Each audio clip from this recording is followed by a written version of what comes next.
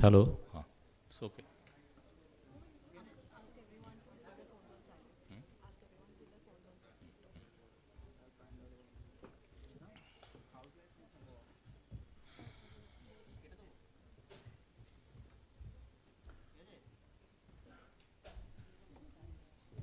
Acha.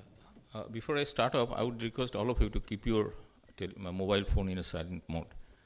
Um, Good evening, everybody. Thanks for coming. And I really don't know what I'm going to say.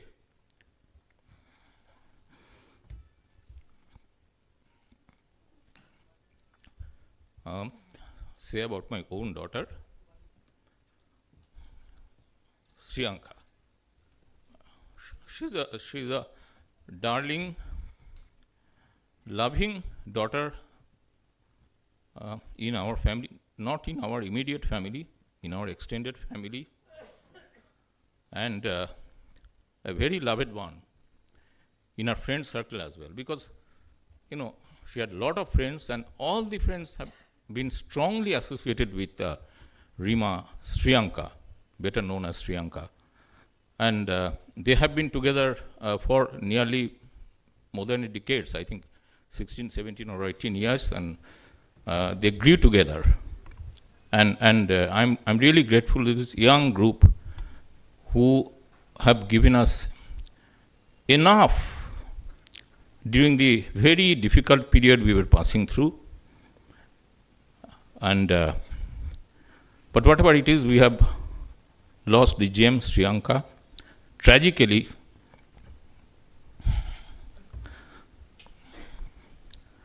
About 6-7 months back.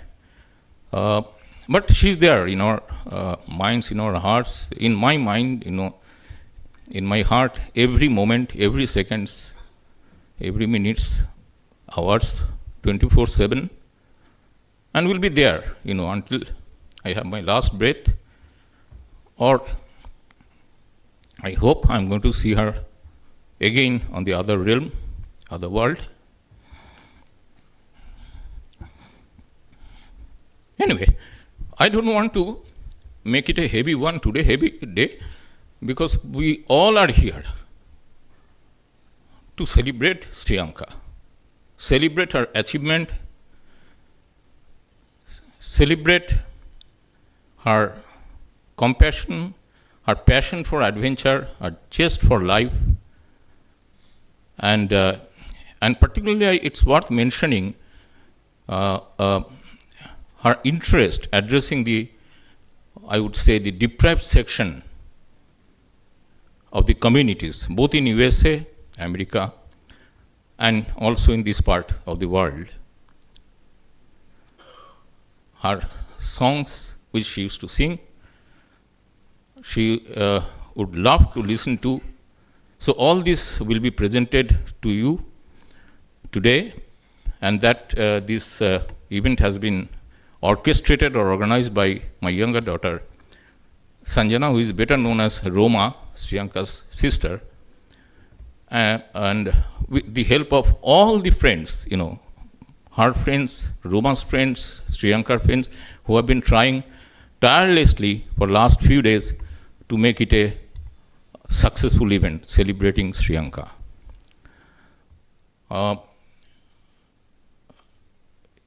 We are going to have an introductory speech by none other than our very close Sujoy Prasad Chatterjee, who doesn't need any introduction.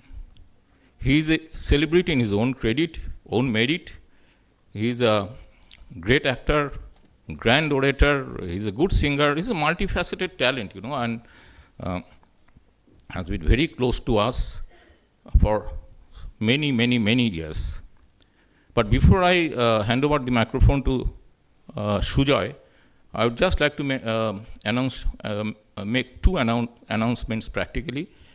The first one is that we are going to celebrate Sriyanka every year during this period, December, because this is the time when she used to visit Calcutta every year. 10 consecutive years, except during the COVID period, she was here with us. She would visit Calcutta during her 11 years long tenure in USA. So that's the reason why I've chosen December to celebrate Sriyanka. And the second announcement is that we are planning to make a sort of benevolent fund or trust in her name, maybe in the name like Sriyanka Memorial Trust or something like that, which we haven't decided till now. The aim of this trust will be basically to give financial support to the upcoming bright young documentary movie maker. And I'm sure that is, you will agree with me that is the way we will be able to carry Sriyanka's legacy forward in the future. Thank you very much for coming here, and it's all now to Sujoy. Sujoy Prasad Chatterjee, please.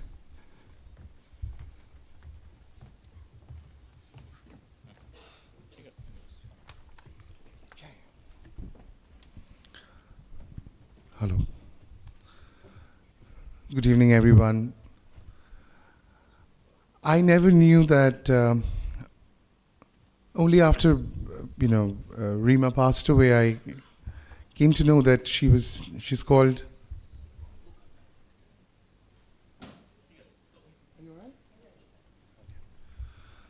Trust me, the seats of Birla Academia are as unpredictable as the winter of Calcutta, so it's fine. I never knew Sanjana and Sriyanka. I only know Roma and Rima. So the sprightly little girls that I've seen them from school. So, and I'm not a celebrity. I'm not a public figure. I'm an artist, a little brother to Rajada and Bodhi for so many years. You've almost seen me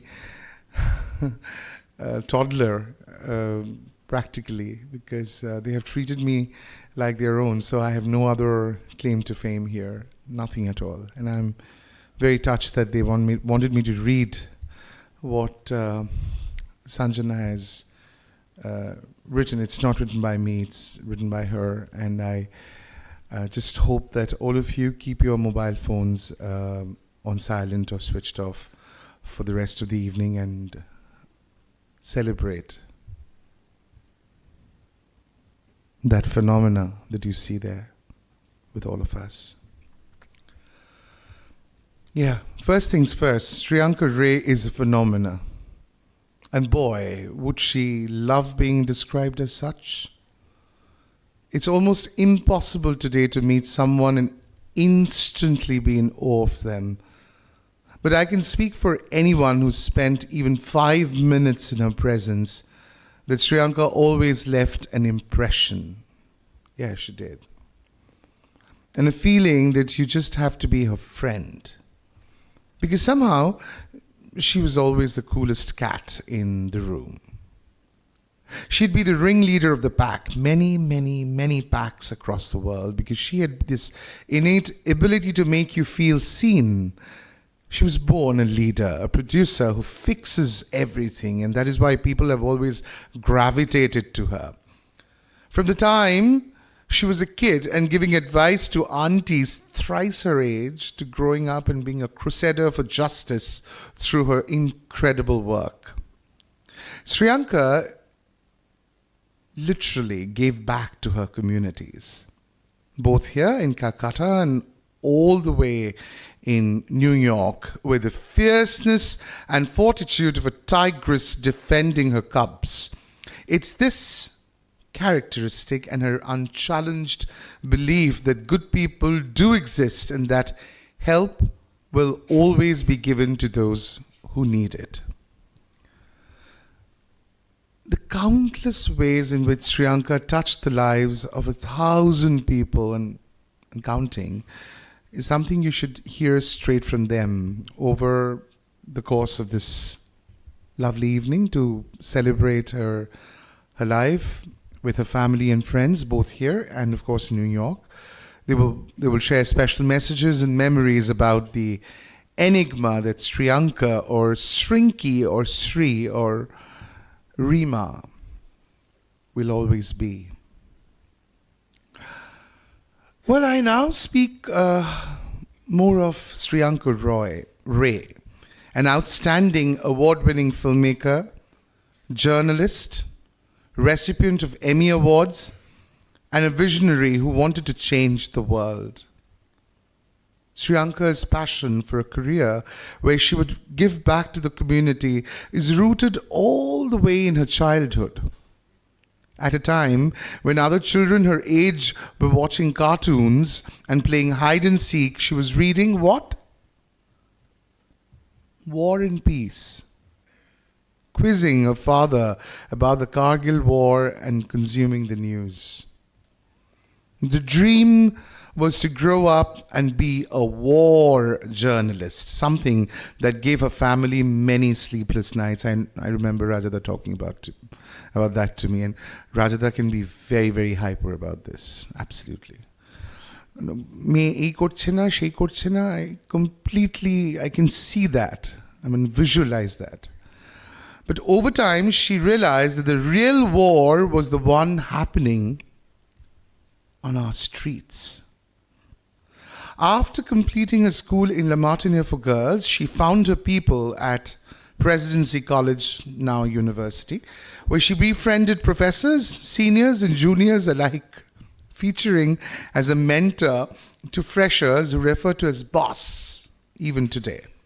She created and founded the college's first drama club, Stage Fright, where she introduced a new sort of interactive theatre and the idea of expressing resistance through creative expression, a theme which formed the base of her filmmaking process later. Then came the big move to New York City, her home for over 11 years, and the place where she truly came into her own. On August 12th, 2012, she packed up her little suitcase and relocated to this big city where, in a span of a few weeks, her tiny form had an army of 6-foot-somethings wrapped around her finger. She earned her master's in media studies from the illustrious university, the New School, made Crown Heights, Brooklyn, her kingdom, and within a few months secured a job at Brick, a Brooklyn-based media organization where she went on to create game-changing content around the intersection of journalism, film, and social change. While her talented body of work speaks for itself, you will get to see some snippets where it's a special mention to a few that completely, absolutely broke the mold. She was a true game changer, ladies and gentlemen. In 2016, she directed and produced a documentary, The Sweatshop of Wall Street, in which she worked with 2 whistleblowers to investigate the corrupt workings of a direct sales and marketing company, an NYC. The piece was a finalist in the Outstanding Story by a South Asian Journalist in North America category at the 2017 South Asian Journalists Association Awards. With the 2019 documentary, The Database, she worked with defense attorneys, activists, and community sources to report on the NYPD secret gang database, which helped thousands of New Yorkers file FOIL requests to find out if their names are on the list. The video continues to be screened as a part of the Legal Aid NYC's Know Your Rights workshops across the city. Her film, Highway Mike, about a former homeless addict who now does outreach work to prevent people overdosing, was screened on PBS for 2 years. Her recent documentary, The Mothers of Flatbush, about a group of mothers in Brooklyn who lost their children because of gun violence and accidental shootings, was featured on The Guardian. Last year, she produced the Emmy-nominated film Crossroads, directed by Sarita Khurana, which was aired on the PBS World Channel. The film covered the tragic mass shooting that took place at a FedEx facility in Indianapolis, leaving 9 people dead. Sriyanka also launched and managed #BeHeardDocs, a documentary unit that produces short films on race, immigration, and criminal justice. She also ran Brick Lab Film and TV, a documentary residency program created to advance opportunities for emerging and mid-career filmmakers in New York City.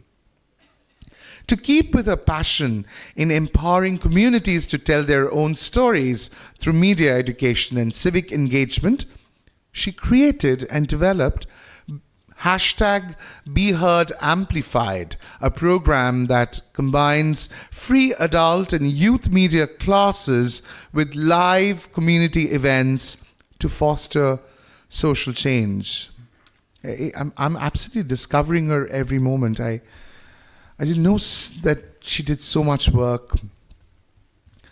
She also conceptualized and created Straight Up, a monthly television and podcast series, which was a twist on the traditional reporters' roundtable. How interesting. Where journalists broke down the toughest news topics over a few drinks at a local Brooklyn bar. This year, she was working on her first feature film, The Vanishing Island, about a group of villagers who refused to leave their homes in Goramara, a small island in the Sundarbans, which may actually vanish any day now due to the ravages of climate change. Along with the 12 New York Emmy nominations, an Emmy win, a Telly Award, an Ippy Award, and funding for her work from the National Endowment for the Arts, the Doris Duke Foundation, Lincoln Center, and the Rockefeller Foundation, Sriyanka has also taught investigative video journalism classes at the New School, CUNY Graduate School of Journalism, and John Jay College of Criminal Justice. The list of accolades could actually go on. When Sriyanka left us too soon this May, I can speak for everyone when I say the world came together to mourn her loss. They say the good die young, but you know what they say about the greats, right? They come into this world for a short while, bring color into life, and leave, because in the other realm, they have a greater purpose.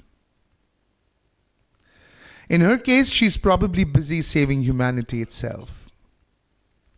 Her legacy lives on in each one of us, and a power to such that from renowned artists like Ali Sethi, who dedicated his song Chandni Raat to Sriyanka in his New York concert, and famous American Indian rapper Raja Kumari have felt and exclaimed over her presence. Another huge milestone was when she was awarded Artist of the Highest Honor by the state of New York. And I don't think I even need to mention what a rare and prestigious honor that is, ladies and gentlemen. Her beloved filmmaking communities, the Bichitra Collective and Brown Girls Doc Mafia, have come together to launch a grant for women and non-binary filmmakers to get the opportunity to create stories of social impact. Hundreds showed up to the beautiful memorials organized by Brick, which was less of a company and more of a family. The Brick Memorial ended with live music, dance, and drink in front of a wall-sized picture, just the way she would have wanted it. Well, today we are here to celebrate the powerhouse that Sriyanka will always be, but the void that she has left with her parents, with her old uncles and aunties, the numerous lives that she possibly touched in a short span of time, is something that is irreparable.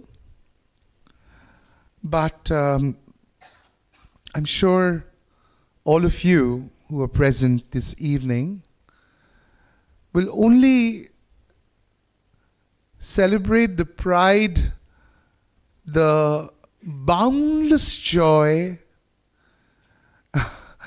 the absolute irreverent humanity that she brought in, ushered in through her work, and broke a few boundaries that many South Asians wouldn't have dared to. Let's hear it for Sriyanka.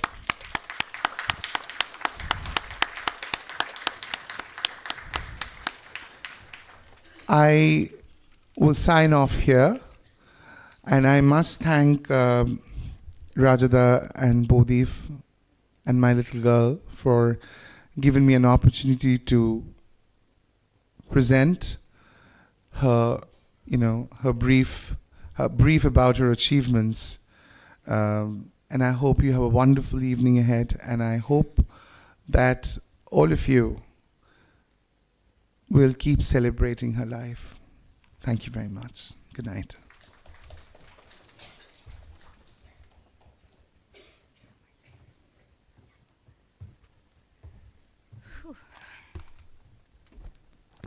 Hi everyone, I'm Sanjana, and most of you know me as Roma, and I'm Sriyanka's baby sister.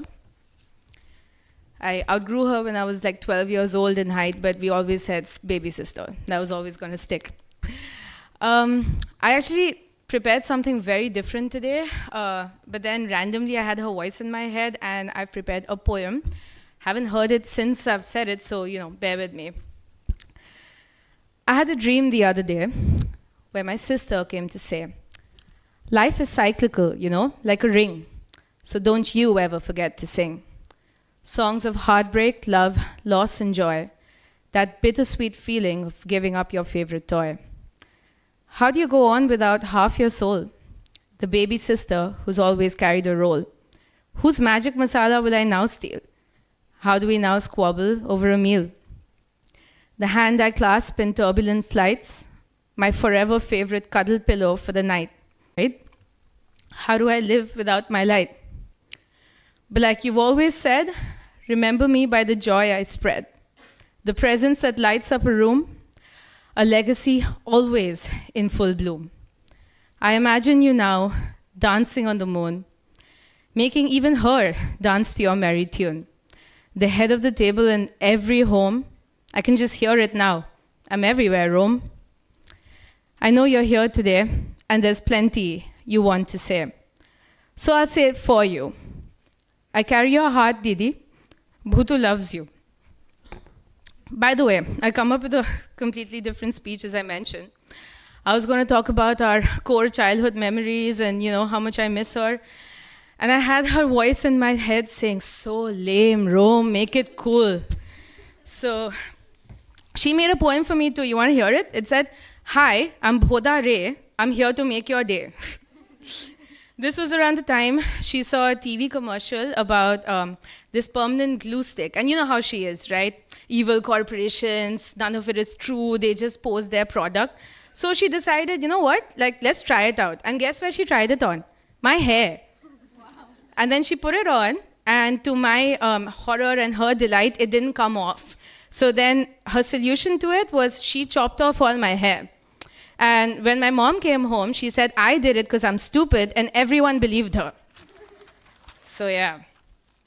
But behind her I'm so cool persona, right, was this super goofy and Kabla side. Like, who falls down 3 times on the same night, on flat land, sober? or get stung by a jellyfish twice on 2 consecutive days. The Goan shack we were in, he said, "Arey, isne to record tod diya hai." But to my sister, these were all stories. Stories that just kind of came to her. Following the music to a salsa party in Cuba and getting old, grumpy Cuban uncles to teach her how to make authentic mojitos, which she taught all of us, and that was a phase that went on for a while. Hanging out with a certified witch in New Orleans, that actually happened, a shaman in Guatemala, an almost pirate in the Caribbean who shared his secret family recipe of generations with her because she could get anyone to do anything. And if you've known her, you know what I'm talking about, right? And the list just goes on. That is who my sister has always been. Someone who just led this incredibly exciting life every single day, which is why we're celebrating her today. She found stories in the corner of a bodega and became like a little sister to that family from Yemen. And they would talk about homesickness and being away from home and, of course, everything else. And that's another thing, you know, wherever she went, yes, Calcutta was always home, New York was always home, but she made a home wherever she went, and she became a home to everyone else. And I don't know too many people, you know, who can kind of do that. Or when she's, you know, talking to a fisherman in Ghoramara who refuses to leave the island even though it's going to vanish any day, and she takes up his plight and she says she's going to make a story about him because someone has to, right? And yeah, she made friends with everyone, everywhere, people of all ages. Ever since she was a kid, she'd be friends with like aunties 3 times her age giving advice. We used to call her Bere Paka, but, you know, she actually, I think she was always just there with the answers. And yeah, she did it all. She watched Roger Waters, David Gilmour, Kendrick Lamar, you name it. And now she even has Ali Sethi singing for her and Raja Kumari feeling her vibe. So, you know, what else can I say, right? In many ways, we experienced the world through her eyes because she had more courage and ambition than all of us combined. But what drove her more than anything, her sense of purpose, if you will, was the need to tell stories of people who were often overlooked and dismissed by most. And, you know, I'd always ask her, like, you know, why can't you make lighter content, you know, because her documentaries, her films, they're beautiful, but they just make everyone cry. And she was like, well, my purpose lies in telling the important stories and fighting the good fight. And for her Harry Potter fans, like, she is a Slytherin, but in those moments, she couldn't have been more Gryffindor. Today, I'm going to let her work speak for itself. We have some videos that are coming up which show snippets of her incredible award-winning work, which is always cemented about speaking up for and giving back to the communities. Thank you all for being here. Thank you.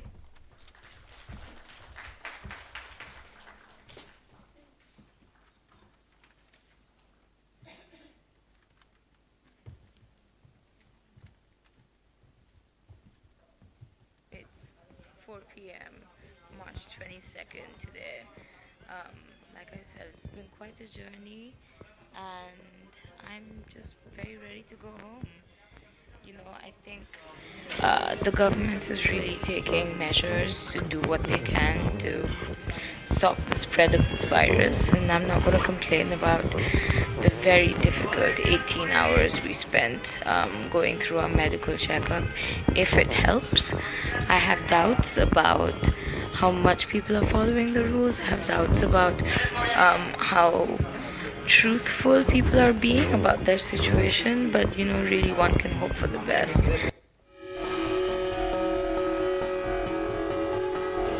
A few of my friends think I'm crazy for leaving New York City, for leaving the United States to go back to India. But those who have roots elsewhere will understand. When you find yourself in the midst of something as traumatic as a global pandemic, you also find yourself seeking the familiar, looking for the safest place to be in. I'm an immigrant in the United States, and the place I feel the safest in is the motherland. It's home.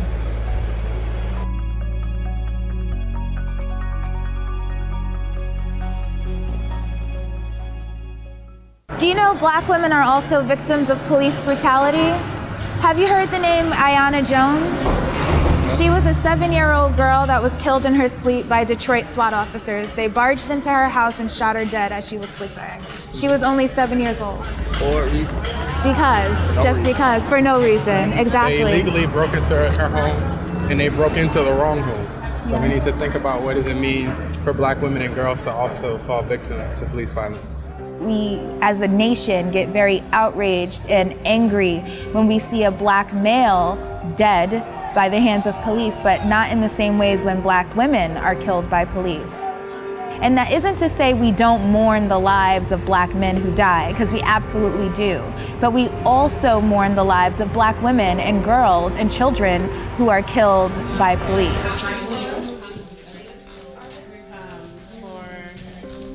It bothered me because, my brother was killed by a cop during a traffic situation.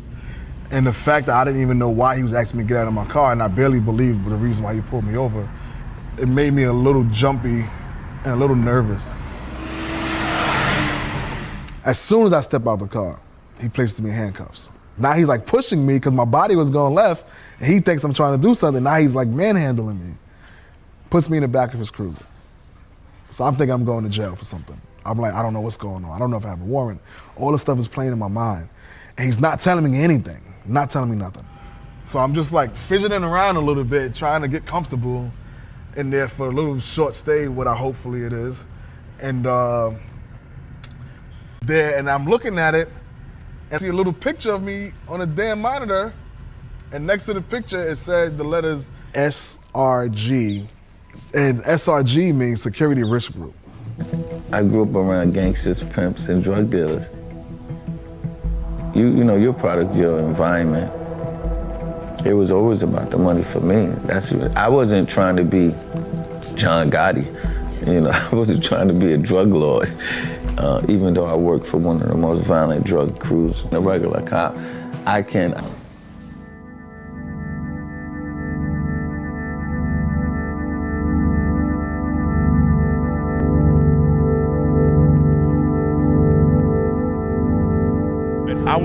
I do want to save a life. And my thing is, you don't do it on this. I do my outreach on the streets, but this is my biggest outreach because I go where they at. You notice we came in here, it looked empty. But as we start moving around the trails, people just start popping out of the woodworks. Do you ever miss Syria? What I see in Syria in my eyes, what I want Syria. The people die from the street, what I want to miss from Syria. The snipers on the street, what I want to miss from Syria. I see a lot of things over there. I see my neighborhood, like the houses in the floor from the bomb. I cannot explain it to you. You have to feel it from inside your heart, this thing. When the pandemic initially hit, violence numbers dropped because individuals were inside, right? We were quarantined. They weren't really out on the street. But as we started to open up, our violence numbers started to hit the highest that they've ever been. And that was just as a result of the temperament that people are on as a result of the pandemic.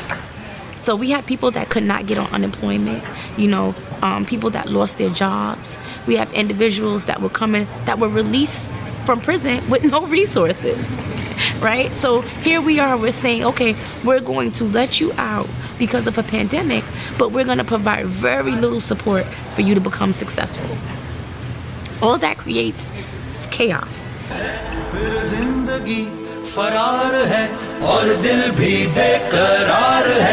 My mom, in the beginning, she was kind of worried, but she thought maybe it was a speeding ticket. I mean, I'm sleeping at this time. And then she said, Hamza, wake up, your dad's home. And she's excited. And next thing you know, they're handcuffing the guy. Now she's freaking out because speeding tickets don't get handcuffs, that's for sure. Then after that, that happened, and then my dad, they put him in the car. And next thing you know, like really hard, they ordered all of us, including my old grandmother, to get out of the house. And we're all just waiting in front of this building. We're waiting there, it's cold, we're shocked, we're shivering, and we're just sitting there. And there's absolutely no regard. There was no regard, like we were some scum of the earth. I grew into the gangs, the Bloods, the violence, you know, at a young age, and it surrounded me. You know, it's low income out here. There's not a lot of money floating around. You know, I sold drugs at a young age. Started with marijuana. That money was kind of slow. Escalated to crack cocaine. Escalated from that to heroin. So, and this was all around the ages of 13, 14, you know, because there wasn't too many resources out here. We had a community center, but there were no computers in there. You just go in there and play basketball. My basketball wasn't too good.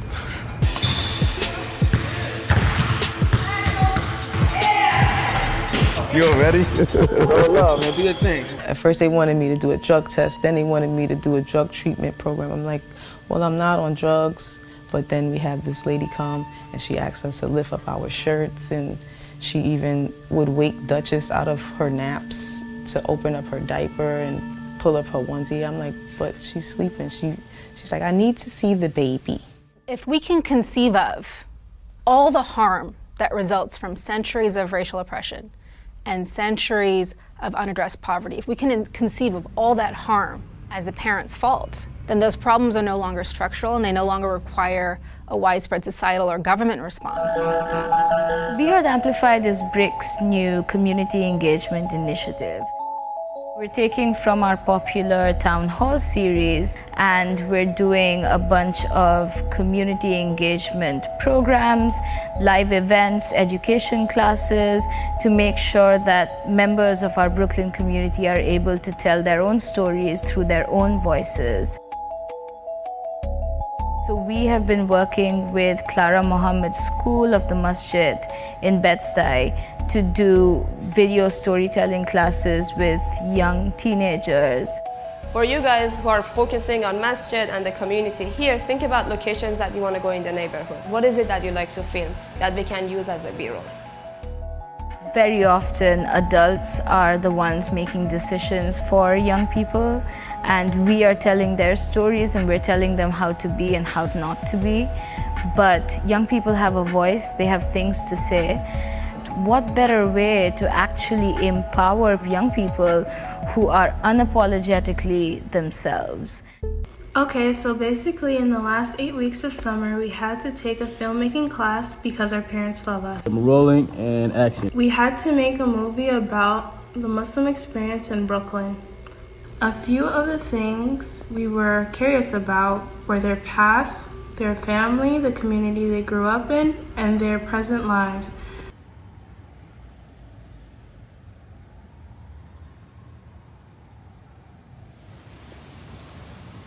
If you were a superhero, what would your superpower be? If I were a superhero, I think it'd be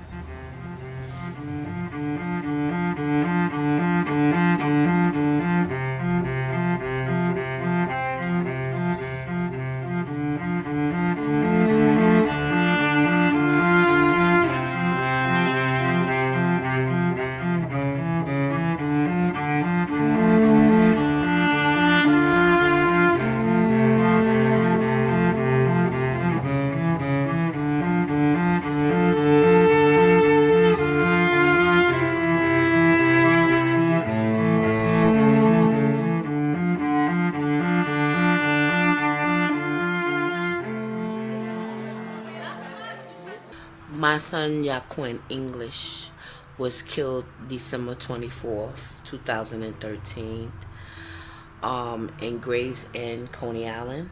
And my oldest son was killed upstate Troy, New York. He was stabbed at 32 years old.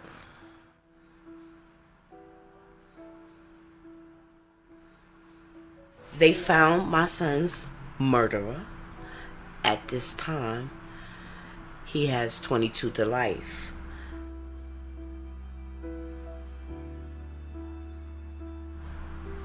But at the same time, it helps that my case was solved. But for what?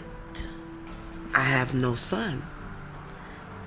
I'm seeing my son cremated every morning, every afternoon, every night.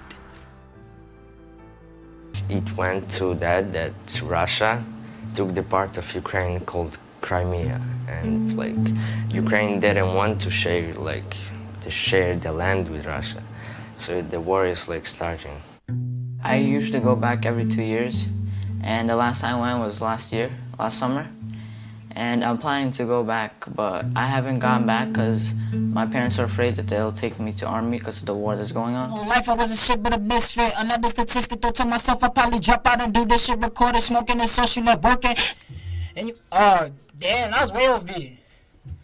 That was way off beat. That was good though? Yeah. Alright.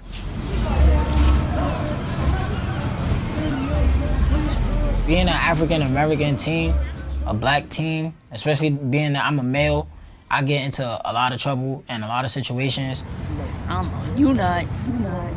Last year, 2015, I was arrested 3 times. The cops, if they're nice enough, they'll buy you food. Like, it was this one cop, she bought me McDonald's. And the same cop that bought me McDonald's, she also knew my little brother. Like, she used to buy my little brother comic books and coloring books and stuff, so I was good. My cousin was in there, too, with me the 3rd time I got locked up. I seen, like, 3 dudes jump this one dude, and he ended up having to get staples in his head. He had to get, like, all types of pills. It wasn't really nothing. Like, it was just when I seen those fights, it was like, oh, snap, like, this is real, like. My name is Nate. I'm 16. I live in East Flatbush, and I was born in Brooklyn. Me and my bro, we doing our handshake, and the cop's like, oh, really, right in front of us? Like, how you gonna tell me if I could do a handshake or not? Maybe everybody do it. With a gang, or Maybe anything, everybody they has a gang associate member. everything with a gang, Like, everything just is a 'cause I'm doing a gang. handshake, they just bothering me for no reason. Like, I ain't doing nothing to you. Why you wanna harass me? I feel like adults, they just think the most. Like they assume everything. They pretend they Yeah. care. They pretend they care. You go through a lot. Sometimes, I mean, for me, I try to go to school, go home, get my education, but while doing that, it's rough out here. It's rough.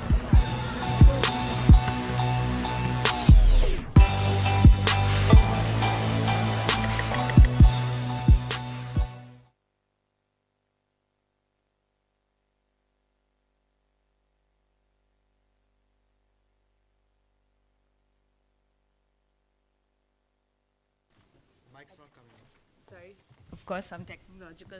So this is just some of the amazing work that she's done. I want to actually do a special shout out to Brick for making these incredible montages of her videos, and there's more to come. So, and also a shout out to my sister because 12 Emmy nominations, guys. 12 Emmy nominations and an Emmy win.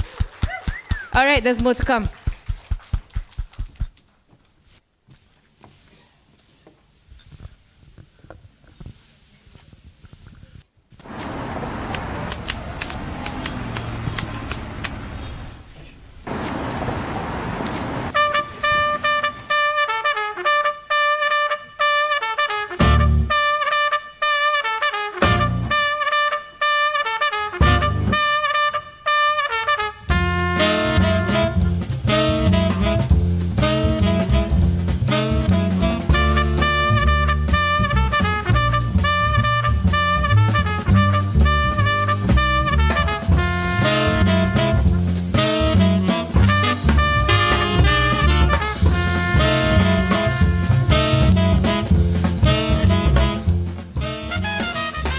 Dismissal of the mainstream media as a kind of policy is very strategic. It makes their argument a matter of discussion. It creates the legitimacy of that argument as something that needs to be debated and assessed. And then it creates media self-doubt about how they're performing.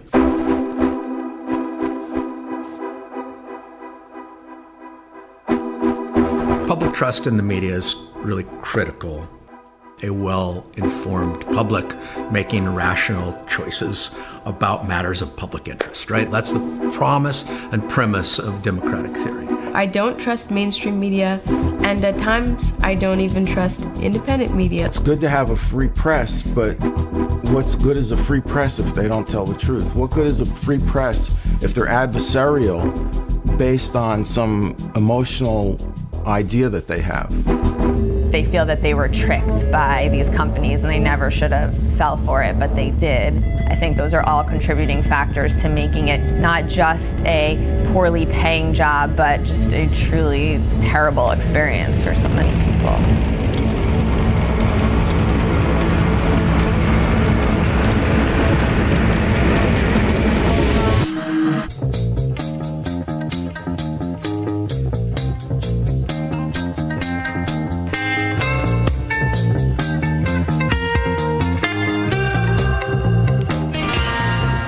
Give it up for these amazing filmmakers.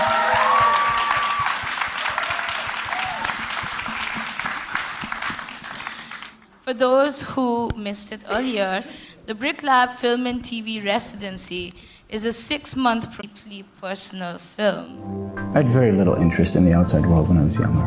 I didn't know it existed. I didn't know what there was to be interested in. My world was very self-contained. In the Hasidic world, depending on the school, secular education for boys is very meager. Boys generally get only about an hour or two of instruction at the end of the day in English and math. I worry about my sons, who are now 13 and 15, who do not speak, read, or write English, even though they were born and raised in the United States.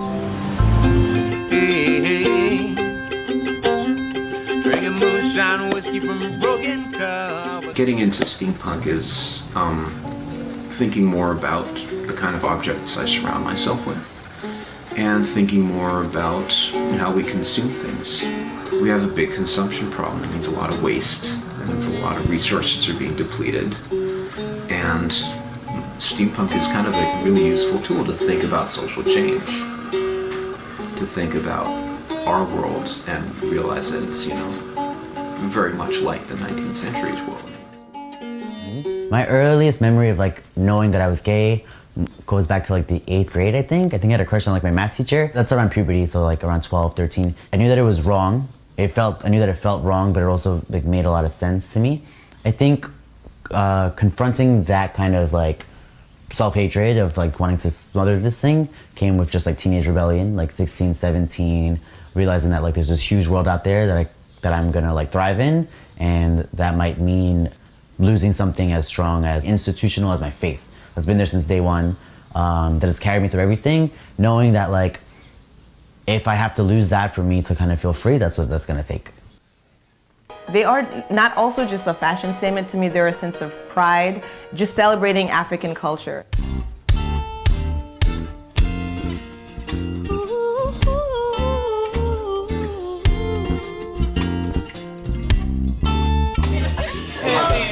And so the first time I wore it, and I was nervous, I'm not gonna lie, I was nervous. I was like, okay, usually girls like me don't wear this, but it's part of my culture exactly. too, so And why not? can't I Right, wear it, exactly. right? I can do whatever I want. So I did get some talk back. From who? From women, who actually, this is what they wear every day. But, Right. they don't wear it with their regular clothes. Right. It makes you feel like a queen, It's like your crown. Honestly, when I first moved here, I wasn't really aware of the whole gentrification conversation. As I said, I moved into a pretty low-income neighborhood, and at that point, there wasn't as much anger and insecurity as there is right now. And so I never really considered myself to be a gentrifier. I think more so because I made it a point to really embed myself in the culture and the community. I have a lot of friends. I talk to all the old ladies who go to church and the young kids who are playing. So I felt not like an outsider, but more like I'm part of the community. And so, no, I didn't consider myself a gentrifier, even though I'm very aware that I live in an apartment that has central heat, central AC, brand new, renovated, and I don't need to worry about hot water. So it's ironic because I am a gentrifier, but at the same time, I don't feel like one. Maybe because I took time out to sort of respect the place where I've come into. As Hindus, we worship God as both male and female, or both male or female, because God is one. His attributes are many. His names are many. But we worship God as Shakti, the goddess. Gandhadyasamanoharam Vile Padam Surisreshta Chandanam Pratigreyatam.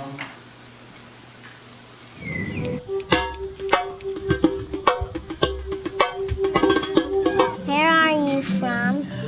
We are from Jamaica. Can you say Jamaica? Jamaica. What is Jamaica like? Jamaica is a beautiful island. We have a motto, out of many, one people. So we have lots of different nationalities. What kind of music do you play? We play reggae music. What do you play for me? Could you ask me again? May you please play for me? Of course we're gonna play something. We're so happy for the children of the world that we're gonna do this one right now. Children of the world, this one is for you. 1, 2, 3.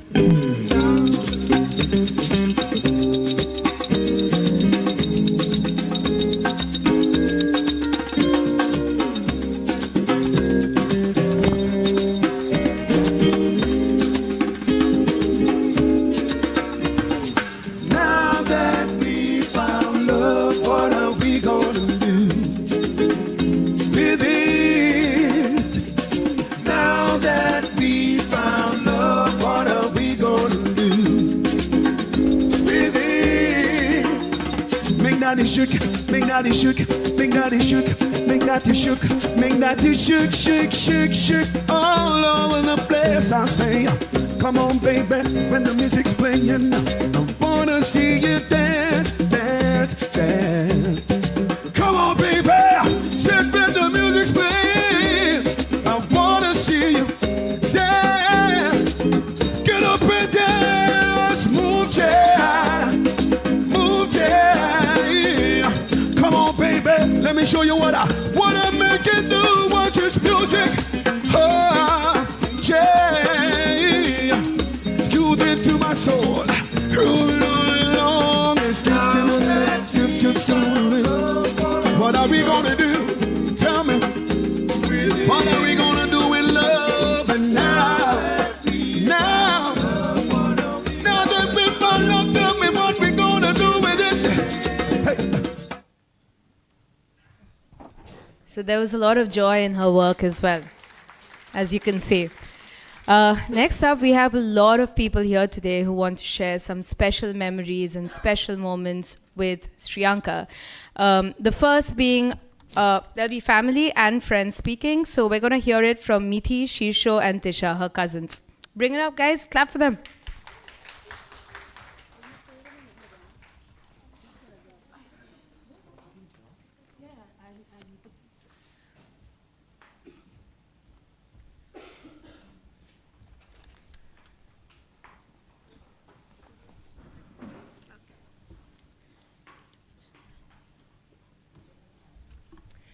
Hi everyone, thank you for being here today as we celebrate the beautiful and extraordinary life of Rima Didi. Rima Didi was more than a sister to me. She was a role model, a rebel in the family, and hands down the coolest person I know. She had this incredible ability to infuse joy into every moment, making even the simplest things memorable. I remember those family gatherings where Rima Didi would whip up spontaneous, crazy games just to keep us, her baby cousins, entertained. Can't forget her storytelling skills, those horror stories from my childhood still haunting my dreams. The "We Will Rock You" sing-alongs she started, they soon turned into a family tradition, and Pujo Bhashans became our own little family rock concerts. Through all the madness, one thing remained constant: Reema Didi's endless shower of love. As I got older, I witnessed her transform into an incredible filmmaker and a powerhouse woman. She spoke her mind, voiced strong opinions on what was wrong, and inspired all of us to strive for a better world. So naturally, I followed her lead and moved to the US to chase my dream of being an independent researcher. She was over the moon when I got into Hopkins, and being just 2 hours away from her had us both so excited. The time I visited her in Brooklyn, I dropped by Brick TV. I couldn't help but notice how much people loved her there. She somehow convinced me to try reading a line in the broadcast room. She was really hopeful that I'd do a good job. Let's just say it wasn't my strong suit. We attempted it a couple of times, but I wasn't exactly nailing it. Reema Didi clearly, with a disappointed look on her face, goes, "Meethi, maybe just stick to studying science." We shared a good laugh about it though. Also, one thing I noticed was that Reema Didi's eyes practically sparkled with passion when she spoke to me about the work she does there. She really, really loved what she was doing. As a kid, I loved to wear clothes handed down from Roma and Reema Didi that they grew out of. And during our last meetup, she sweetly passed on a sweater dress to me, creating a lovely throwback to our childhood. On that day, she appeared to me like a divine goddess, basking into the Brooklyn sunlight. The sight was truly surreal, almost angelic. And that's the image of my Reema Didi I cherish, a memory I want to carry with me forever. Before I left her house that day, the last thing she told me was to up my Instagram game. I really will miss her hilarious takes on Gen Z kids, and I think I'll always miss being her little Gen Z sister. The world might never match the love she brought to it, but it surely felt like a brighter place with her around. Reema Didi, we miss you so, so, so much, but we feel your energy guiding us even today. Thank you for everything you have done for us. We love you so, so, so much.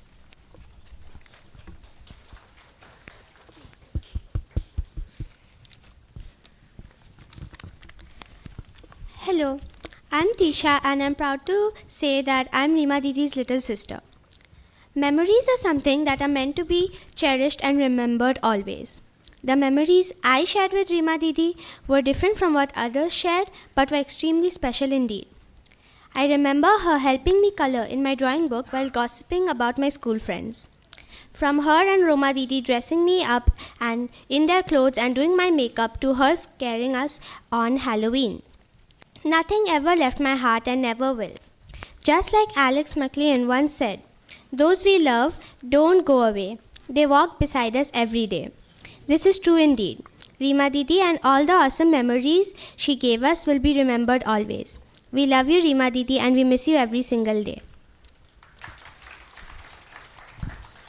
Hello. So we just saw a lot of work by Sriyanka from New York, but for us she'll always be Reema Didi, like the one who brought like candies from US, and also someone who always got us an ice cream in Durga Puja. Well, no one other than her thought of that. So that was always there. And as we look back on her, I think, at least I speak from all the cousins, that we refuse to look at all the grief and sadness left behind. We want to look at all the joy that she left, and we want to look her and remember her with the immense light that she shed on all of us, the smile that she brought when she walked into a room, and just Reema Didi, that's it.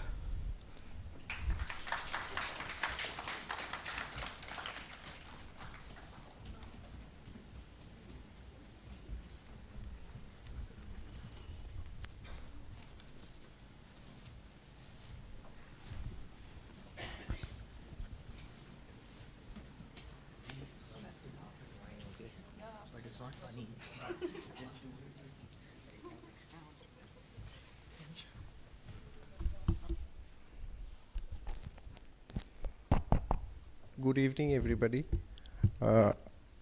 I've not come here with a prepared speech, and when Radhada requested me, to do that. I said it will just be an impromptu. And let me introduce myself. Many of you know me. I am the youngest kaka or uncle of the extended family, known Bapu Kaku. And I'm very close to Rajada and Bodhi. Although Rajada is very senior to me and almost the next generation. So আমি রিমার কাকা হলেও মানে বয়সের দিক দিয়ে আমি রিমার বড় দাদার মতোই ছিলাম. So that relation was like that. So I'll just share on my behalf of my family some of the. It is a difficult moment for me to actually come to this forum and say something about my niece. And obviously many of the other uncles who are quite senior to me, they never was in a position to come. So I'll just share some of the happy memories. So on behalf of my father, who is 92 years old and is the senior most living member of the family, Rima was very close to him and popularly called Shundur Dada. So my father was not willing to come here, but since we are celebrating her moments, I requested both my dad and mom to come here. So he is there. So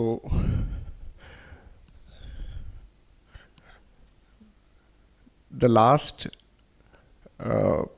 thing that last project that Rima did for her family was a very rare presentation of the partition which my father had the experience of narrating, and that was something which we have a YouTube link which you should see. And perhaps the most heartening thing was when we heard the news, and my father obviously at this age could not control, and the thing that he remembered was that the last time when Rima came in January, we used to have a blast at Rajada's place every time when Rima used to come at this time. And obviously she didn't find time to go to every time to all the family members' house. So we had a gala time there. And in that, I think that project was presented. And also, when my father of his age used to wait for people, for all the close ones to visit. So she said that, Shundorda tumi 100 বছর বাঁচবে. And that was something that, you know, when this thing happened, my father couldn't take it. So it was something she still now mourns about. Also, speaking of Rima, Rima was always, from her we have seen her grow, and she was very attached. She was very attached and used to visit our house very often. And she was very attached to my brother, Piku or Devdeep, who used to call her Pitu. Okay, and that continued even till the last day. So, and Rima was always, as her nature was, that from a young age we could make out that she was for everybody, because at the age of 2 years she used to come with my brother in our house, and no inkling to go back. So we could make out how she was and how her life would come out to be from this. Also, speaking of my mother who used to cook, and Rima used to come and say, Shundor, Choto Thamma, please share me the recipes, even when she went to her US. And so these are some of the things which are something I just had to share. And so as I say that Rima is with us, Rima আমাদের মধ্যেই আছে, তো আমরা জানি যে রাজাদার আর আমাদের ওর ফ্যামিলির পক্ষে এটা খুবই মর্মান্তিক ব্যাপার, কিন্তু but still we should celebrate her work and she must be seeing from so she must be also seeing this event, and we pray for her. Thanks. That's it. I couldn't prepare. I just again I'm repeating যে আমি prepare করে আসি না, তো আমার যদি আমি একটু বেশি সময় নিয়ে থাকি তো আমাকে please excuse me. Okay, thank you.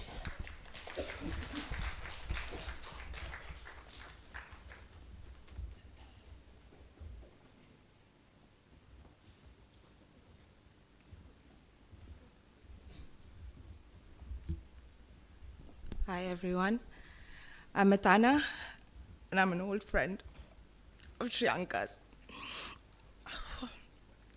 Sorry. And I'm here as one quarter of the infamous Sisterhood Alliance, the Oompa Loompas. The world lost a beautiful soul this year, and I lost a best friend.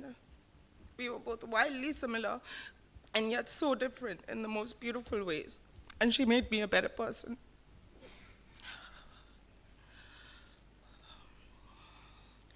One warm October night in NYC last year, she told me that once upon a time, her dream was to become a war journalist, telling the most important stories of our time. That was right up until she moved to Brooklyn, and she found war right there on the streets. She went on to dedicate her life to telling the untold stories of racism, gun violence, inequality, homelessness, all the while ensuring that the most marginalized communities had the loudest voice in her work. And she did it all with the utmost grace and empathy.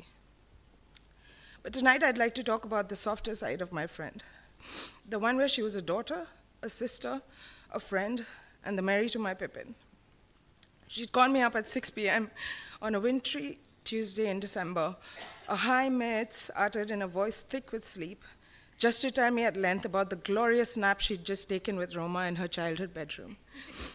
Or all the times we'd be out dancing till 4 a.m., but look forward most to going home, slipping into our mom's nighties, eating fried food that we talked our sisters into making for us, and settling in for the warmest Oompa Loompa snuggle. The times where she'd look over at me at a crowded party that had gotten just a little too boring for her, a mischievous look in her eyes and a sassy smile on that brightly painted lips, and mutter, "Mitz, I've got this." And I just instantly knew we were about to go on an adventure to remember. But my favorite memories are all the times we'd find joy in simplicity.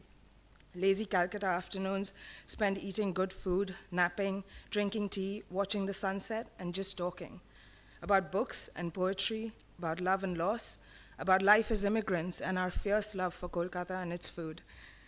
We talk about how lucky we were to have the fathers we did, men who brought us up to believe we could achieve anything, or how someday we hope to become even half the formidable women our mothers are, both gentle and fierce, soft and resilient.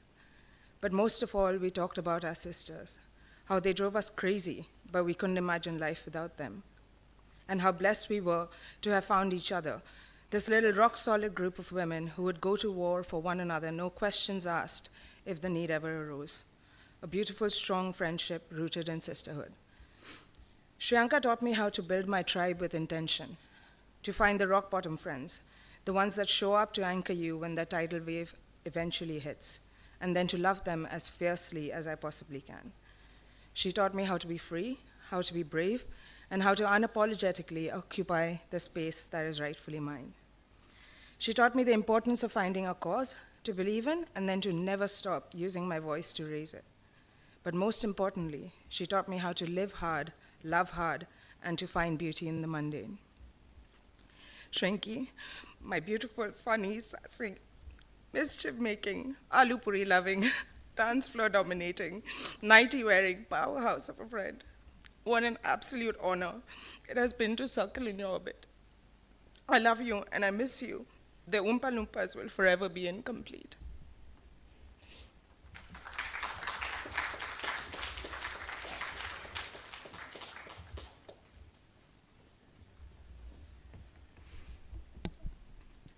Hi everyone, I'm Kiki, another very proud member of the Oompa Loompa group. Shrinky has been my oldest friend. She's taught me real friendship, real unfiltered love for the people you care about. It's very difficult to sum up 20 years of friendship in a single minute, and frankly, it will not do it justice. We met when I was only 14 years old, and thus began the era of Jawan stall, football practices, backgate canteen hangouts, and lake hangouts. I remember how we used to be so excited to meet up after Poddo's tuition and go to VP to have cha and chat. What we chatted about, I have no idea. Little did we know that that would spark a lifelong friendship. Actually, scratch that, we knew well in the beginning that we had found each other for life. We saw each other grow up, and we grew up together side by side.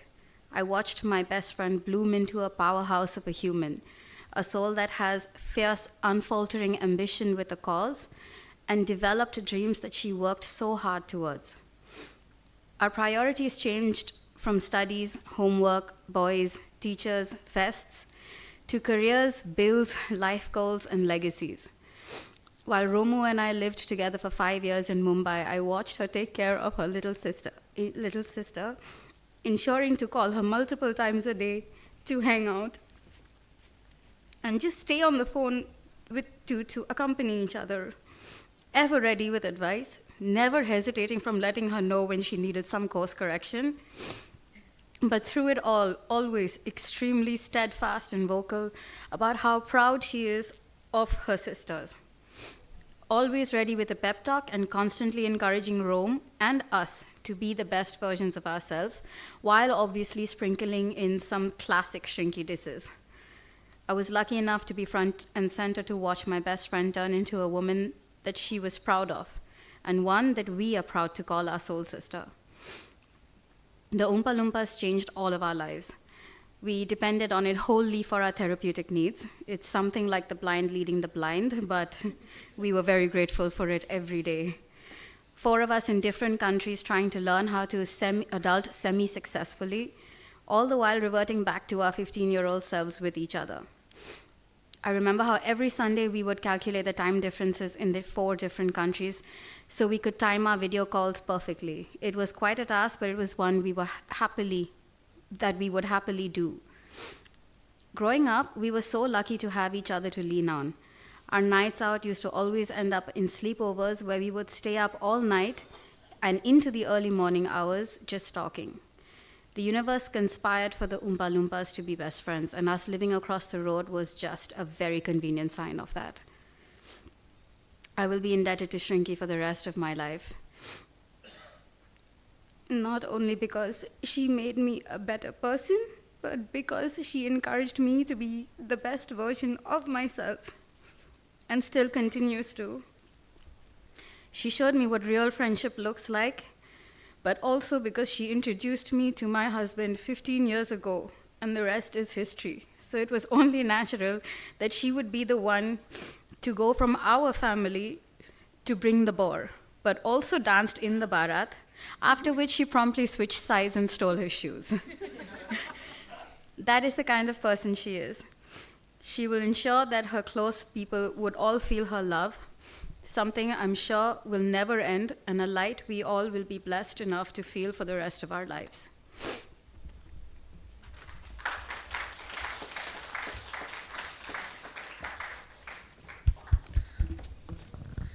Good evening, everyone. My name is Joshua. I wasn't part of the Oompa Loompa groups. They never let me in. I first met Sriyanka back in 2007, 2008. It took us about 45 minutes to get to know each other and trust each other. We've been friends ever since. I actually can recall the day we met her, or rather I met her. A friend of mine from school, this one, told me he made a friend from someone from the girls' school. And I went along and tried to get introduced.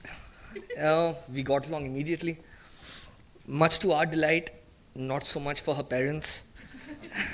16 years later, I still find myself hesitant while ringing the bell to the house. Upon completing school, Sriyanka and I were one of the few people who stayed back in the city for college. Our routine involved meeting every evening, sipping tea, and complaining about how we have nothing to do. Little did we realize we were crafting memories that would last us a lifetime. I was extremely fortunate to travel a lot with her. My first trip with her was to a place called Bokhali.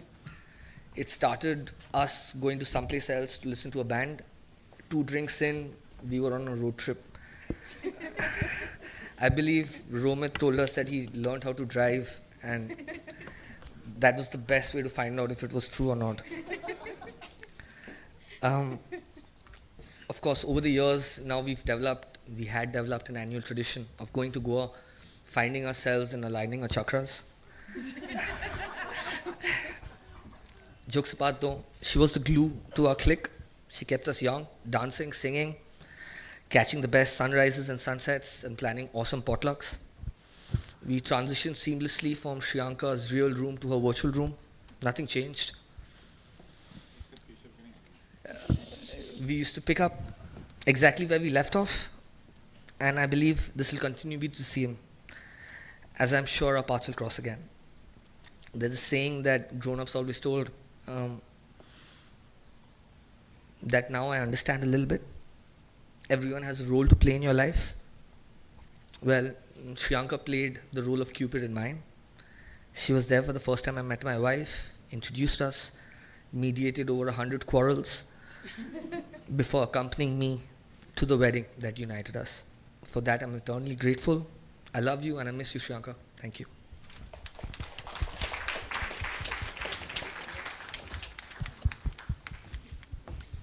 I don't know if you can hear us backstage, but we're all crying and laughing and all of it, and I hope everyone's laughing along. We have next a couple of videos from family and who couldn't be here physically right now. They're in different places, so we just want to show that to you guys.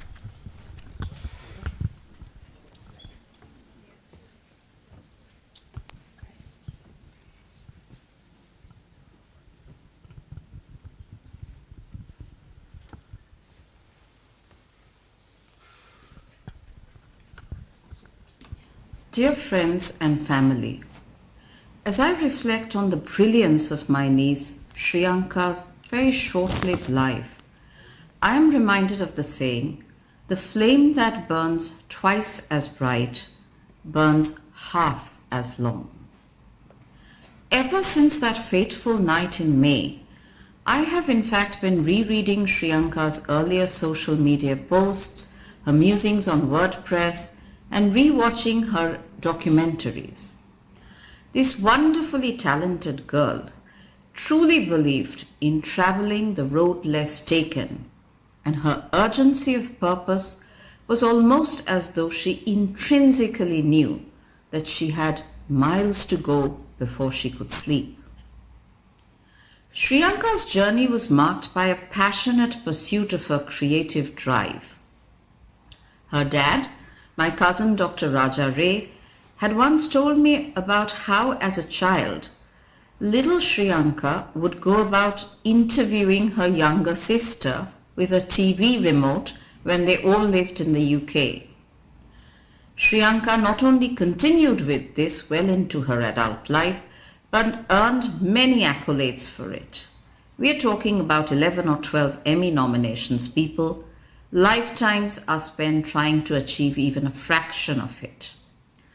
Some of her best documentaries for me are The Mothers of Flatbush, dealing with the gun violence in New York, Crossroads on the Sikh community, Feet in Two Worlds, which has a kind of an autobiographical touch, I feel, Highway Mike, and what I consider to be her magnum opus, The Sweatshop of Wall Street, where she worked almost undercover with 2 whistleblowers to uncover the exploitative, corrupt practices beneath the glitz of Wall Street. Outside of the stellar quality of her work, let's also take a moment to think of the intrepid courage and sensitivity Sriyanka displayed as she traversed these diverse creative themes and genres. No surprises then that Sriyanka has been felicitated right from BRIC in New York to Bichitra in India. One of her documentaries, and I forget the name, received rave reviews in The Guardian UK. In her short but glorious life with us on this planet, Sriyanka accomplished more than most of us can even collectively aspire to. But beyond all the accolades and awards, Sriyanka will perhaps be most remembered for her warmth, her infectious energy, her sass, her unique ability to lend a ear and a voice to marginalized people.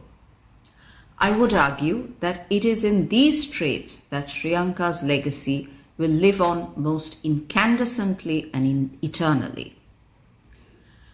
As Rajata, Pubodhi, Sanjana, their friends, and us, her extended family, try to navigate the emotionally difficult terrain that her sudden and shocking loss has inflicted upon us, I am reminded of a quote by Helen Keller that goes thus: "Life is either a daring adventure or nothing at all." Thank you, dear Sriyanka, for teaching us, old and young alike, to pursue dreams with unwavering determination, to spread empathy and kindness, especially to those without a voice, and to passionately believe in one's raison d'etre. May you always continue to inspire young people and continue to live on in the countless lives that you have touched, both personally and professionally. As has been said, to live in the hearts of those we love is never to die. For Sriyanka's immediate family, whose grief is understandably overwhelming, I would like to end my talk about her with a quote from Richard Bach, from which I seek solace. "Don't be dismayed at goodbyes. A farewell is necessary before we can meet again. And meeting again, whether in moments or lifetimes, is certain for those who are friends. So shine on, dear Sriyanka, till we all meet you on the other side, where there will be no more goodbyes, but only joyous reunions." Thank you.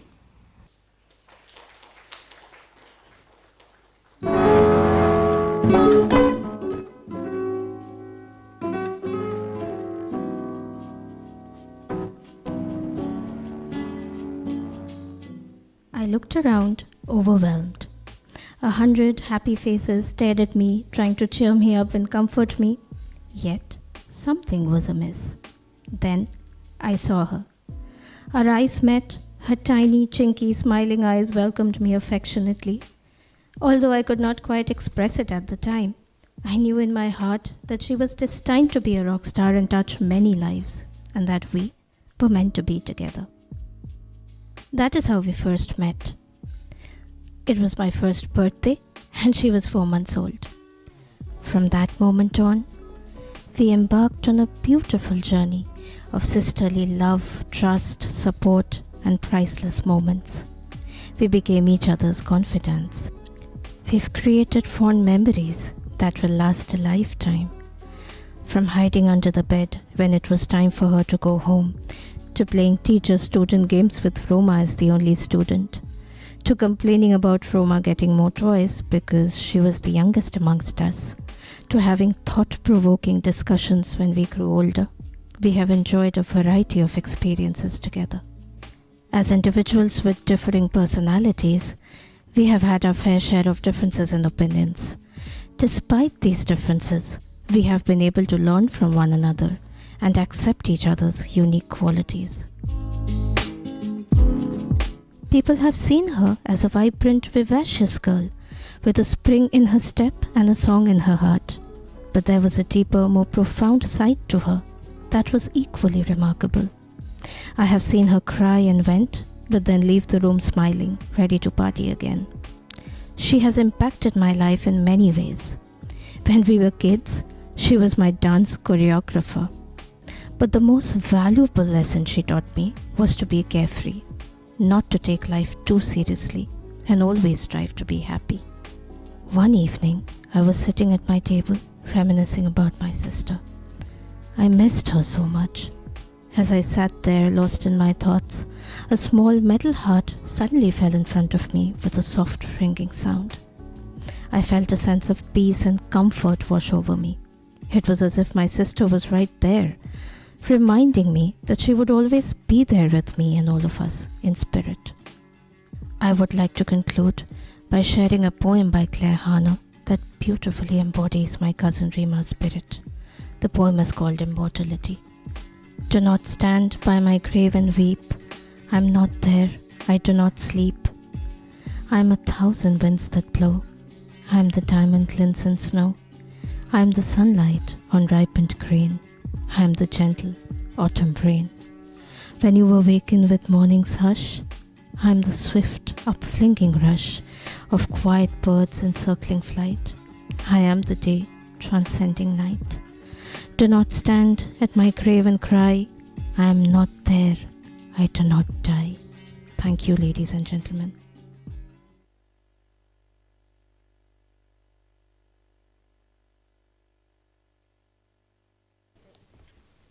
Okay. Next we have Vandana Auntie, one of my dad's closest friends since forever, who wants to say a few words.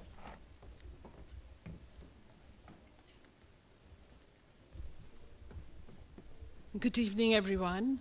I'm going to make this very short. I knew Rima ever since she was a little kid because I knew Raja for years and years. And what I would like to share with you is a few chats. We often had a lot of heart-to-heart chats. And, when we got down to sit and chat, age was never a gap, and it was like two very good friends opening their hearts. I remember way back when I had my first serious chat with Rima, she was this much. She was, I think, about 7+, and that was, when Raja had taken us to Wordsworth's house, and we were outside that, and I was telling Rima, do you know of him? He used to write very good poetry, and he's so world famous. And she nodded her head, tiny little thing. She nodded her head and she said, yeah, sort of, And then I said, he writes so well, and we were chatting up on this. And then, suddenly, very assertively, she makes a statement saying, yes, I know how to write, I did not understand that statement at that time, but I thought it was very assertive and very, for a little thing like that, and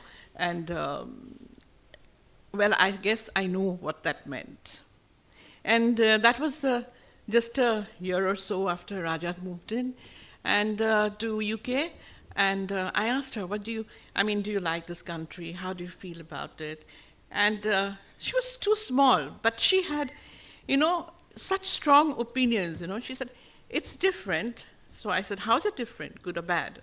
So she said, well, I like being here and everything is fun, and I like the way they teach here. I love my teachers, and at school is so fun, So I just realized that, she had a definite, strong view of things, and she was so young.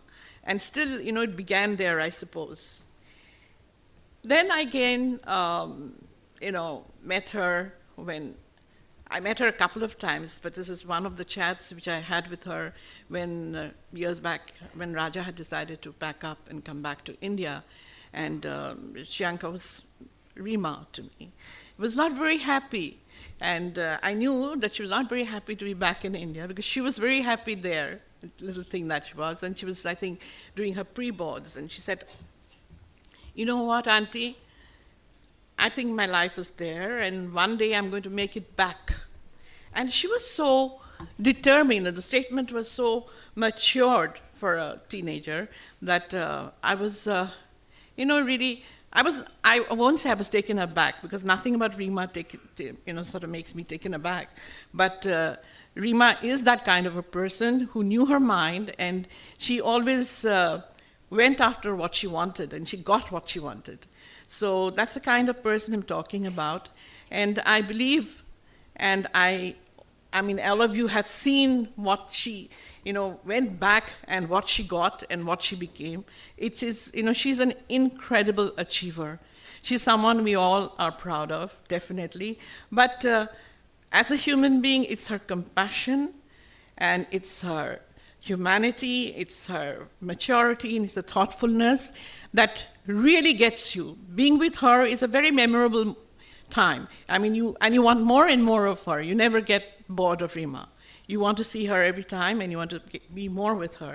And I know these are qualities that have been given to her by my friend Raja, and PU complementing it.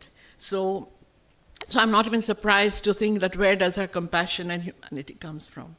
And with that, I would really like to salute to this incredible achiever, this wonderful little woman, and thank you very much.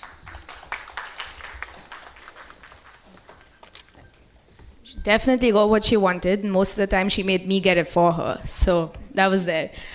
Next, another very, very, very close family friend who will be singing a little something for her.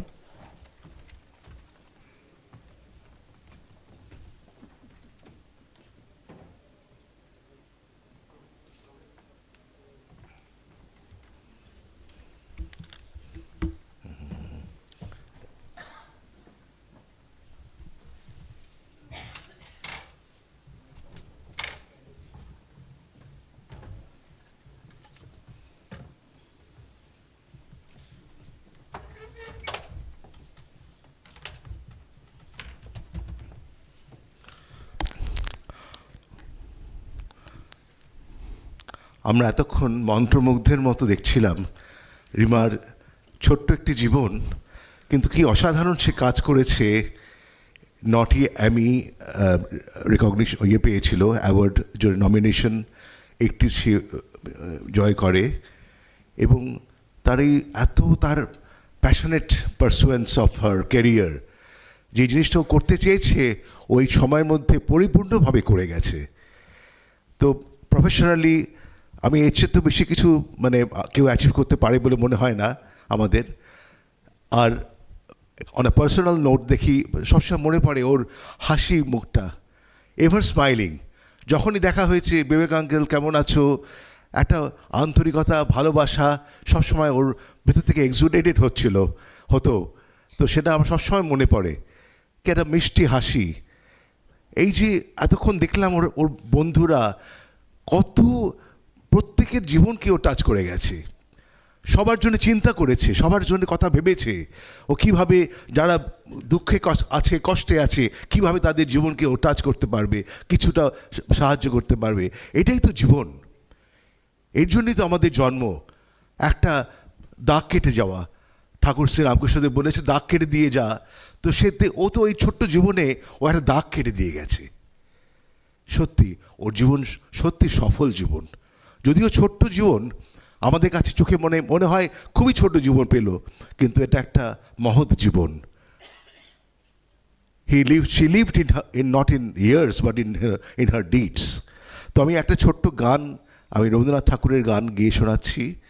তো চেষ্টা করছি, আমি just আজকে সকালে বসেই ভাবলাম গানটা গাইবো, তো আমি জাস্ট শোনাচ্ছি।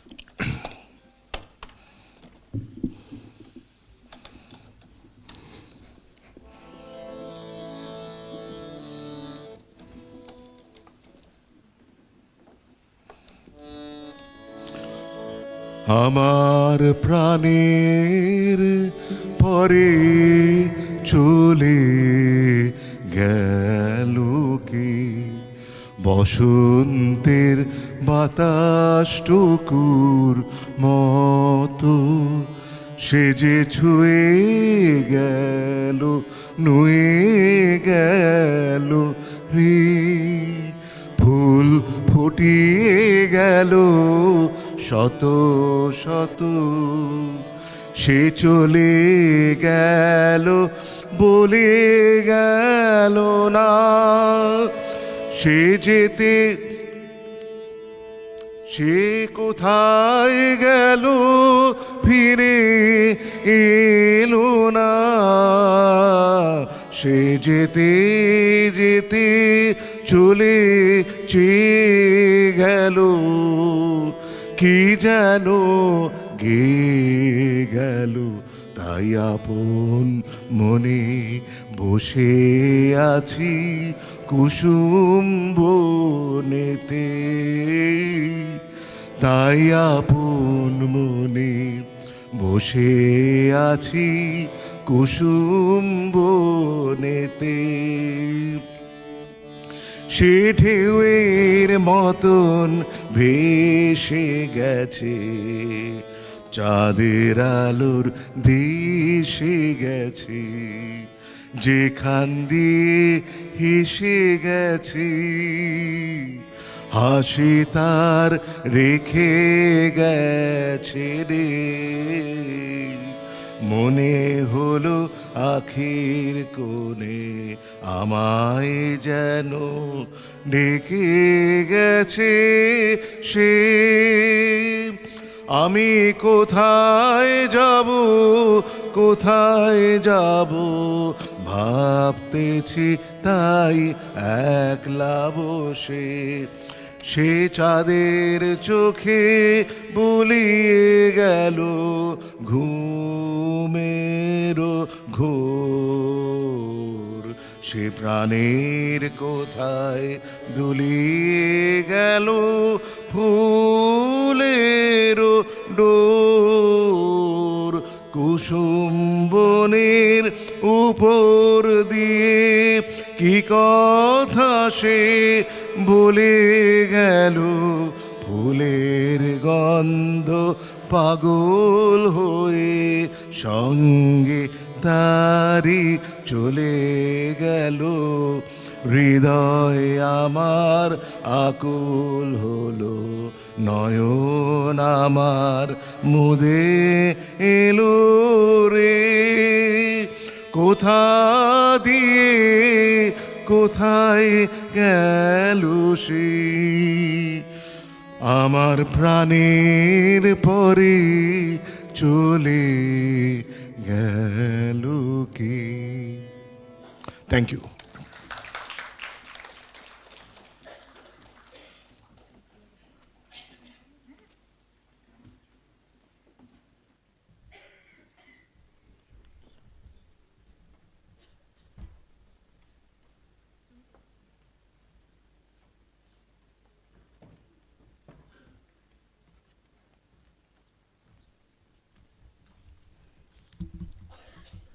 Good evening everybody.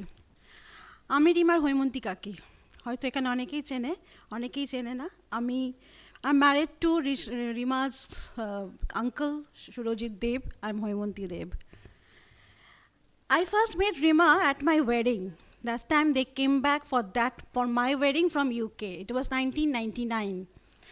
A little girl wearing a white and green lehenga, curiously watching my bridal attire, asking slowly, "Egulo ki shob tomar?"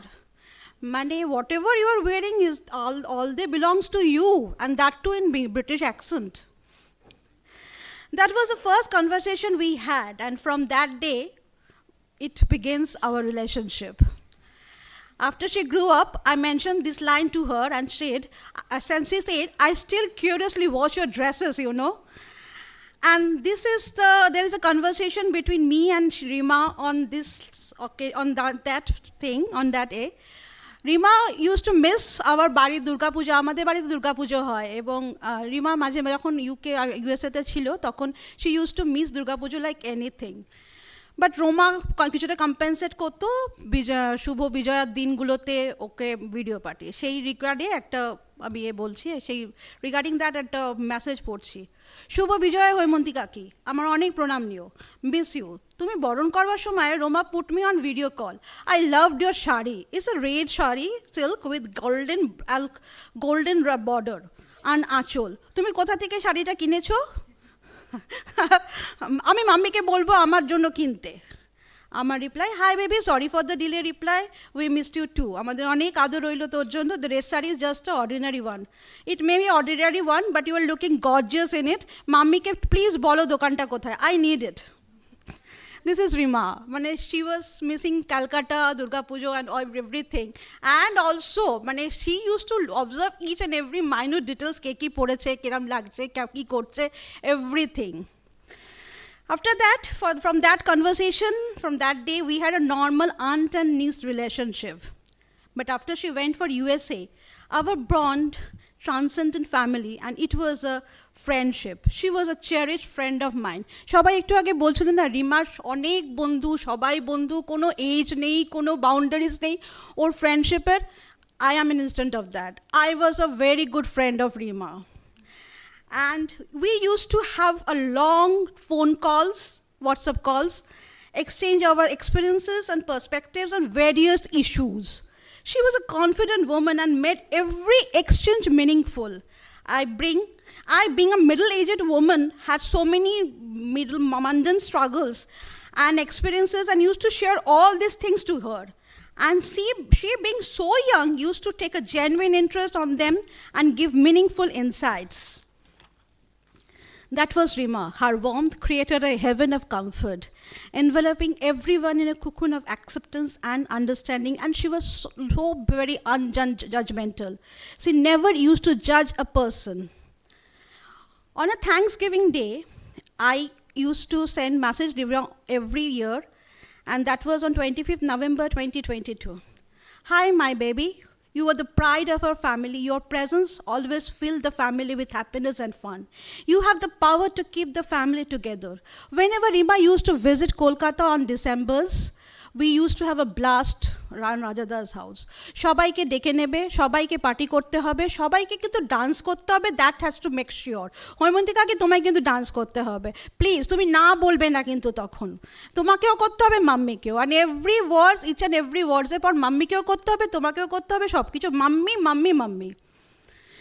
Thanks for the joy and happiness you have given the family. You have the power to keep the family together. Thanks for the joy and happiness you give us whenever you are in the country. Thanks for being my friend as we always chat as two friends. Thanks for everything. Thanks. Happy Thanksgiving, my child. Reply from Rima. Oimondikake, this message makes my day, my week. Thank you for putting such a smile on my face. You always remembering me, making me feel included and loved. I love you so much as my aunt. Rather, I love you the most, but also as a strong, powerful woman in my life who has inspired me in many ways, in many talks and many chats. Thank you for being to me. I'm thankful we have you as our family member. See you in 3 weeks. That time Rima was supposed to visit in 2022. So, ওর মধ্যে যেটা ছিল সেটা হচ্ছে সবার বাড়িকে একসাথে করে রাখা, সবাইকে একসাথে করে রাখা, কাজিনসদের সাথে সেলিব্রেট করা। She hold the family together by organizing party. She has the ability to to turn the ordinary moments into extraordinary memories. And আর কি বলবো, she has, it's very tough for us to come in the memorial of Rima, though I will say that Rima has the spirit of celebration. She always says cheers. Every chat, every conversation used to say, Hoimontila auntie, and once she mentioned me, life is very short. Tumi and mummy na should enjoy your life. You people should enjoy your life. Eta ekbar o bolechilo amake, setao ache message-ta. Though she may no longer walk beside us, but her spirit live on in countless lives she touched. এতক্ষণ ধরে সবাই অনেক কিছু বললো রিমা সম্বন্ধে, কি করে সবার লাইফকেও টাচ করেছে। She touched every member's life in our family. She was the gem star of our family. The loss we have is really, বলতে পারছি না কি বলা উচিত এখানে। As we honor her memory, let us all celebrate her life, which is a profound words. এখানেই শেষ করলাম। May the warmth of those shared phone calls linger in my hearts. Thank you so much. Thank you. Definitely, she would say celebrate with cheers, as you mentioned. Unfortunately, we weren't allowed to bring alcohol in here. That would have been the best sort. Okay, next we actually have two of her oldest friends, like who, you know, the first in this group who she met, and they're both idiots, so welcome them.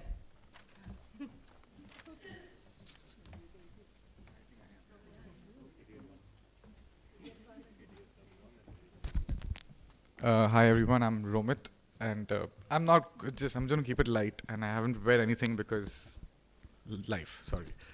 So just imagine this situation where we're in class 11 now, the 12th, jara chilo, ওদেরকে তখন they were not allowed for the fest, they gave the junior batch to go. So we had this little fashion show event, and I was running around the corridors of La Martine for girls, trying to get someone to do my makeup because we were doing some intercultural thing, and so I had to I needed someone to make my eyes. So I'm roaming around and I see this tiny little girl with a ponytail, and she comes up to me like, just give it to me, I'll do it. You know, yeah, that's how it started, and it started from there, and it's just been on forever. From studying in the same tuitions, মানে আমি যেখানে পড়তে যেতাম আমি ওখানে টেনে নিয়ে গেছি, টিউশন টিচার বলছে যে তোমাদের দ্বারা কিচ্ছু হবে না। It was so bad that রোমাকে পরে সেম টিউশনে ভর্তি করেনি, মানে বলছে নো না তুমি শ্রিয়াঙ্কার বোন, impossible. You know, it was unbelievable from then, and then we continued different parts of the world. Our connect was obviously then, I don't come back for all winters. যখন আমি time pi I come back. Whenever we came back together, it was good, but when we were away, তখন আমাদের connect was Bangla.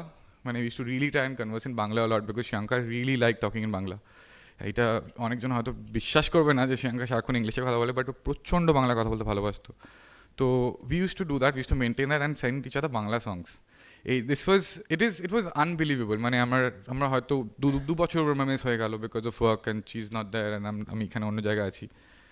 It was remarkable. And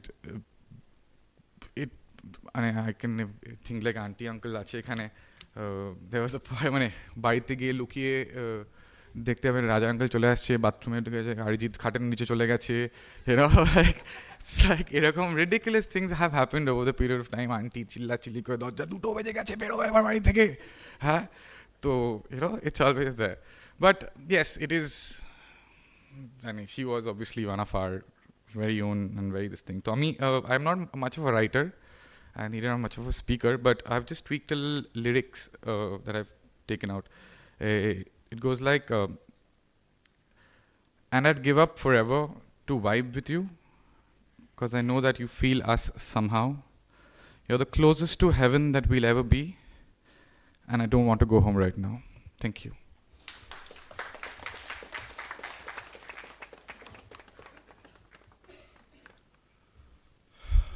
Hello, I'm Gaurav. I'm idiot number 2, as mentioned by Sanjana. It's